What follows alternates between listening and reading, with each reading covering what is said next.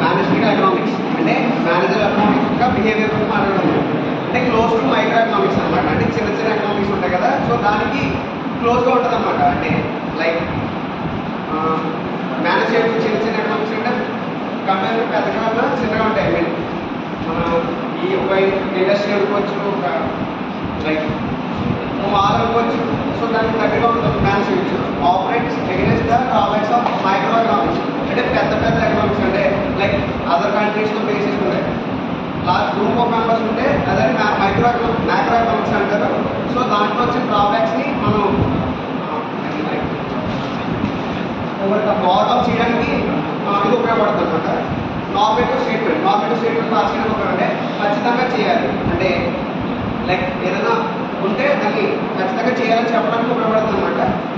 Applied in nature like అంటే పాత consequences బట్టి అంటే ఎప్పుడైనా ఒక కాన్సిక్వెన్స్ రేజ్ అయిందనుకో దాని పాస్ట్ హిస్టరీ బట్టి దాన్ని వాడుకుని మనం ఫ్యూచర్లో రాకుండా దాన్ని సాల్వ్ చేయడానికి ఉపయోగపడుతుంది అనమాట. Offers to scope to evaluate each alternatives అంటే ఒక డిఫరెంట్ ఆల్టర్నేటివ్స్ అంటే ఒక కాన్సిక్వెన్స్ రేజ్ అయిందంటే దానికి ఆల్టర్నేటివ్స్ ఉంటాయి కదా దాన్ని సాల్వ్ చేయడానికి. సో దాన్ని వృత్తి చెందడానికి ఉపయోగపడుతుంది అనమాట. సో అవి ఎదుర్కొని దాన్ని ఇంప్లిమెంట్ చేయడానికి ఉపయోగపడుతుంది. ఇంటర్ డిసిప్లినరీ అంటే లైక్ డిసిప్లినరీ అంటే ఏదైనా లైక్ మన ఇన్స్టిట్యూట్లో ఉందనుకో దాంట్లో సబ్ గ్రూప్స్ ఉంటాయి కదా దాన్ని డిసిప్లినరీస్ అంటారు అనమాట. సో ఇంటర్ డిసిప్లినరీ అంటే ఏదైనా దాన్ని స్థాపించాలనుకుంటే లోపల దాన్ని చూసుకోవాలి కాబట్టి దాన్ని inter disciplinary.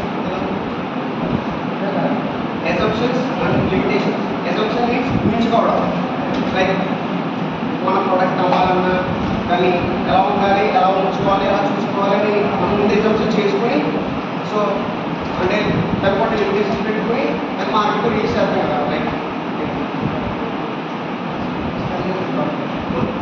Select the product అంటే దానికి మనం ప్రైస్ ట్యాగ్ పెట్టుకుని బయట కాంపిటీషన్ బట్టి దానికి లిమిటేషన్స్